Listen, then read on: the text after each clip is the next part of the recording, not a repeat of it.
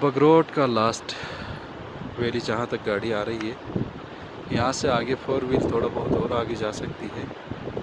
ये जो ग्लेशियर है ये भी राकापोशी ही है।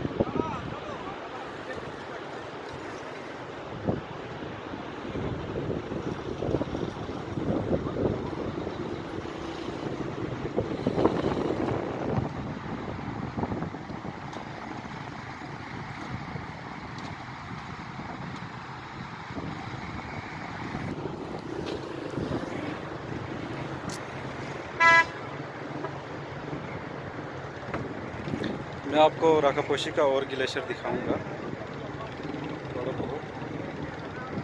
मौसम काफ़ी ठंडा है।